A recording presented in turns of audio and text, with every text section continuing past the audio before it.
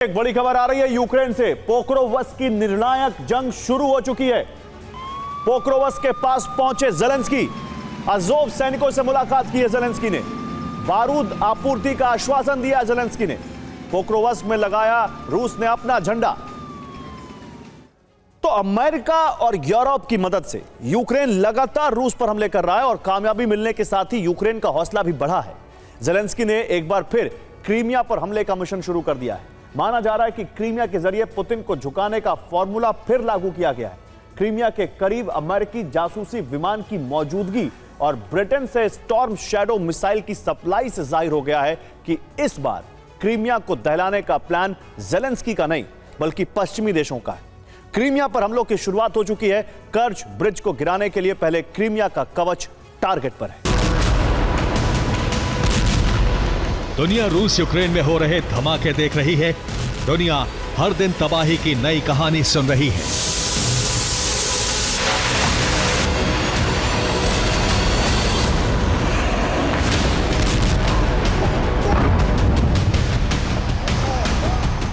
लेकिन रूस यूक्रेन के इन हथियारों के अलावा भी ऐसी कई और शक्ति है जो इस युद्ध की रफ्तार को बढ़ा रही है।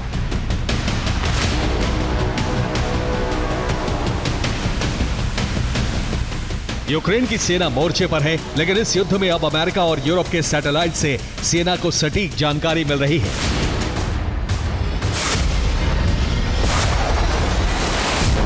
नेटो के कमांडर युद्ध का प्लान तैयार कर रहे हैं। अमेरिका के जासूसी जहाज काला सागर के ऊपर मंडरा रहे हैं। ब्रिटिश मिसाइलों का स्टॉक यूक्रेन आ चुका है। नेटो से फुल सपोर्ट के बाद ही यूक्रेन ने अब अपने सबसे महत्वाकांक्षी प्लान को फिर से एक्टिव कर दिया है।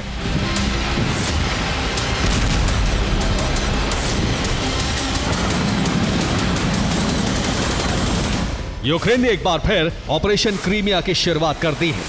क्रीमिया में ताबड़तोड़ हमले हो रहे हैं और कर्च ब्रिज को टारगेट करने की कोशिश हो रही है।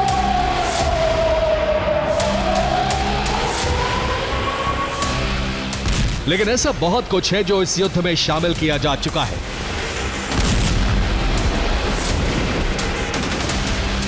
रिपोर्ट के मुताबिक सबसे पहले क्रीमिया के सुरक्षा तंत्र को भस्म करने की कोशिश हो रही है।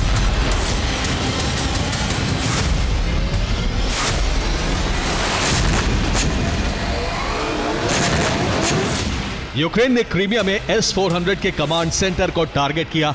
यहां रूसी रडार को नष्ट कर दिया गया। हमले में एक 92N6E रडार और AORL-1AS एयरफील्ड रडार नष्ट हो गया। रिपोर्ट के मुताबिक एक P-18 तेरेक रडार को भी निशाना बनाया गया।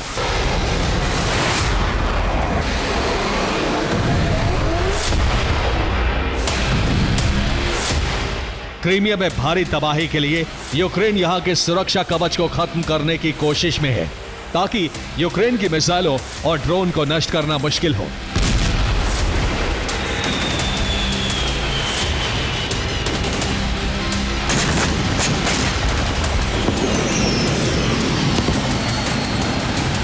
क्रीमिया में तबाही के लिए ब्रिटेन से स्टॉर्म शैडो मिसाइलों की खेप आ चुकी है। इस मिसाइल की रेंज 300 किलोमीटर तक है और यह हवा से लॉन्च की जाती है।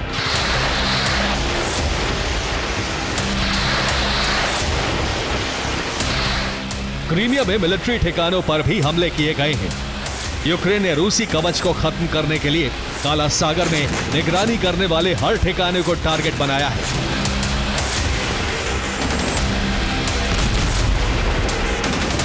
इसी मिशन के तहत सिवाश ऑयल ड्रिलिंग प्लेटफॉर्म को भी निशाना बनाया गया। यह हमला क्रीमिया के तट पर किया गया। यूक्रेन ने इस हमले का वीडियो भी जारी किया है।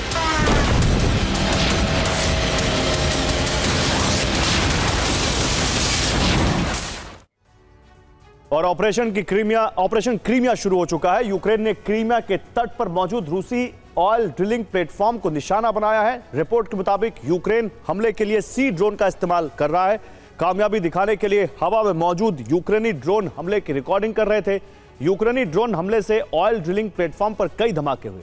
रूस हमले को नाकाम करने में नाकाम रहा और यूक्रेन ने ऑयल ड्रिलिंग प्लेटफॉर्म पर हमला किया, लेकिन मकसद रूसी तेल ठिकाने को नष्ट करना नहीं था। रूस इस प्लेटफॉर्म का इस्तेमाल काला सागर पर नजर रखने के लिए कर रहा था ऑयल ड्रिलिंग प्लेटफॉर्म पर रूसी स्पेशल फोर्स तैनात थी। एंटी टैंक मिसाइल फोर्स को भी यहां रखा गया था। सर्विलांस सिस्टम से काला सागर और यूक्रेनी हमलों पर नजर रखी जा रही थी। काला सागर की निगरानी से यूक्रेन के हमले नाकाम हो रहे थे। अब यूक्रेन के हमले में प्लेटफॉर्म नष्ट हो चुका है।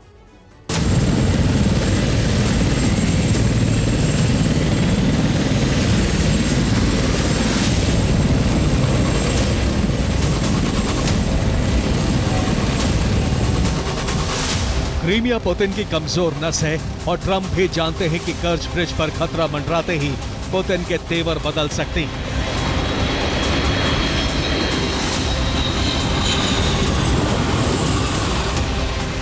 क्रीमिया प्लान में अमेरिका भी शामिल है, क्योंकि रिपोर्ट के मुताबिक यूएस वायुसेना का जासूसी विमान क्रीमिया की रेकी कर रहा है।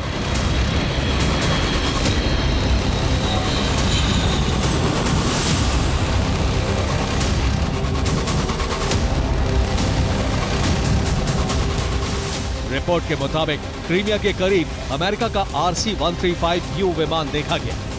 RC-135U अमेरिका का टोही विमान है। यह विमान रडार और कैमरे से लैस है।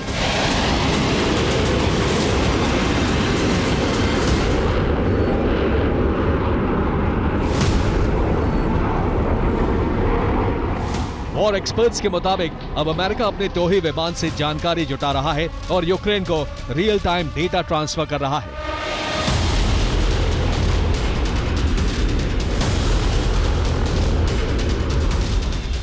इसके साथ ही यूरोपीय एक्सपर्ट्स और हथियार की मदद से यूक्रेन रूस को निशाना बना रहा है।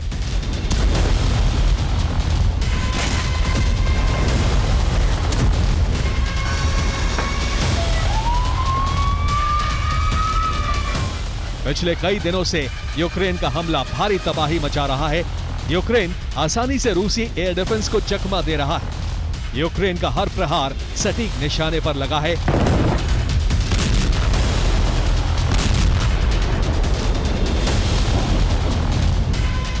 क्रीमिया युद्ध के लिहाज से सबसे अहम इलाका माना जाता है, क्योंकि यहां होने वाले हर धमाके की जानकारी क्रेमलिन को दी जाती है।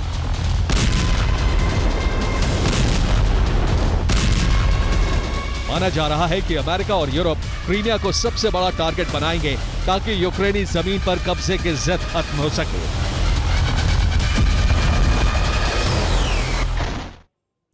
तो खरसोन के करीब रूस की बोट पर हमला यूक्रेनी फौज ने किया।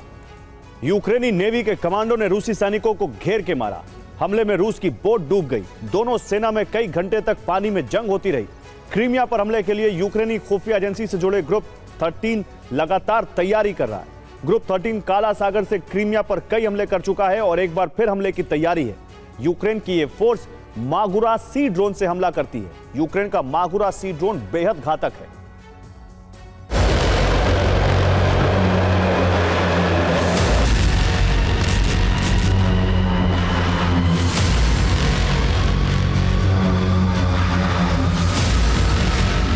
नेटो देश तो जासूसी कर ही रहे हैं, साथ ही क्रीमिया में रूस विरोधी संगठन भी यूक्रेन को जानकारी भेज रहे हैं।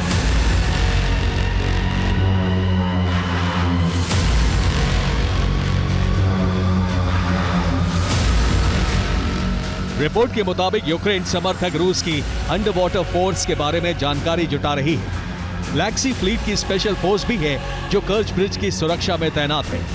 सुरक्षा तंत्र को भेदने के लिए यूक्रेन से लेकर पश्चिमी देशों तक बड़ी तैयारी चल रही है।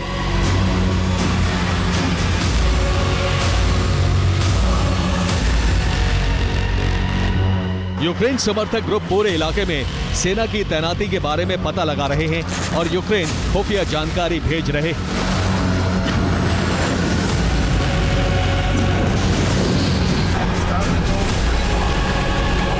कर्ज ब्रिज ही क्रीमिया और रूस को जोड़ने वाला एकमात्र रूट है। ऐसे में क्रीमिया को रूस से अलग करने के लिए ज़ेलेंस्की कर्ज ब्रिज को ध्वस्त करने की प्लानिंग में है।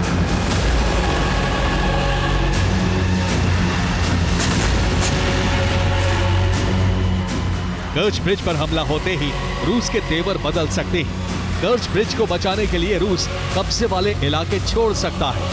डोनेट्स्क और कई हिस्सों को खाली कराने में मदद मिल सकती है।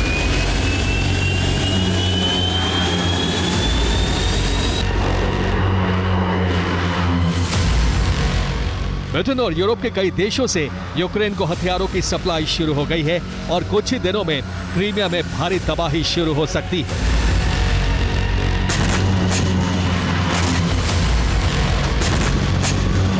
Bureau report, TV9, Bharatvarsh.